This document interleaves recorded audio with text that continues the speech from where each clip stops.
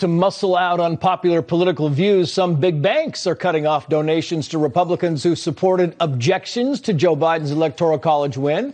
Jason Rantz is the talk radio host of KTTH in Seattle. He joins us now. Jason, always good to see you. So big banks are saying maybe no to donations. Commerce Bank said the following, quoting here, Commerce Bank condemns violence in any form and believes the actions witnessed this week are abhorrent, anti-democratic, and entirely contrary to supporting goodwill for Americans and businesses. And your thoughts on this random punishment, Jason?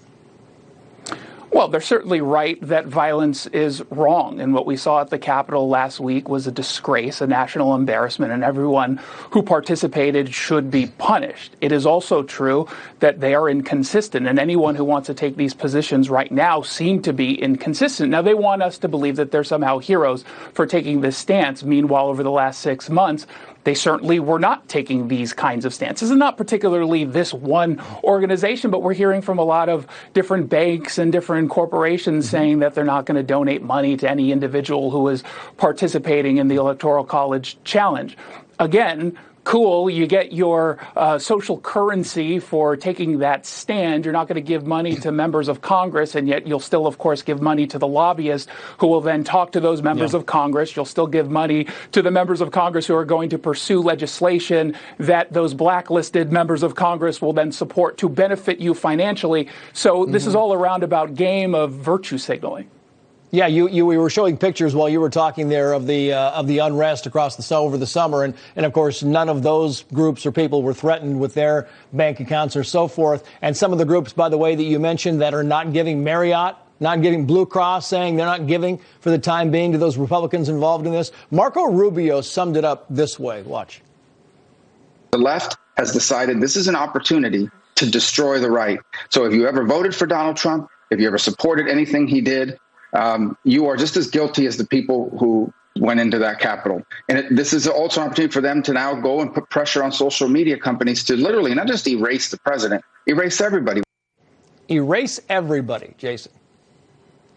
That's exactly what we're seeing, and I think that this is going to cause bigger problems for the left than they realize. Number one, after what happened at the Capitol, there started to be even more of a fracture within the Republican Party. You had the Trump loyalists who didn't want to place any blame on the president, and then you had people like me who were saying, no, what the president did, that speech was inappropriate. It may not rise to the level of impeachment, nor does it maybe rise to the level of incitement, not from a legal perspective, but he certainly was flirting with that.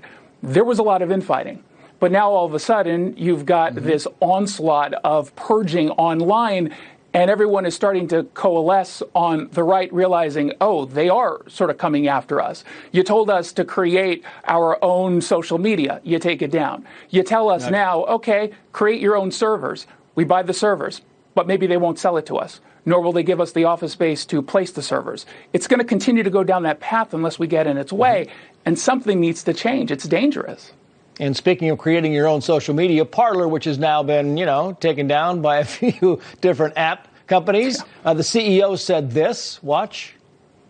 We're going to try our best, to get back online as quickly as possible, but we're having a lot of trouble because every vendor we talk to, says they won't work with us because if the Apple doesn't approve and Google doesn't approve, they won't. And they've given us no legitimate remedy.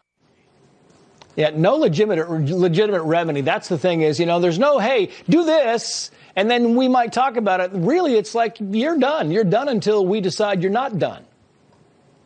Yeah, Trace, and the biggest problem here is the government has ceded over a lot of protections to these companies, whether we're talking about monopolies with Google and Apple, or whether we're talking about Section 230 protections for social media accounts. And they're taking advantage of this by effectively silencing folks on the basis of political speech.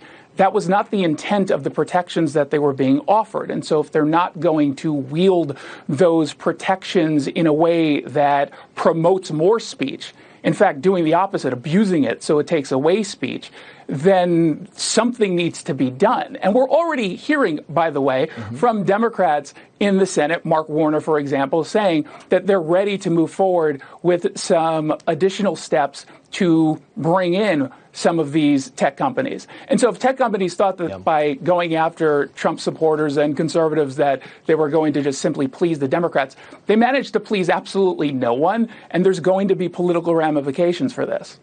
Somebody's next. Jason Rance, always good to see you. Someone Thank is. you. Thank you.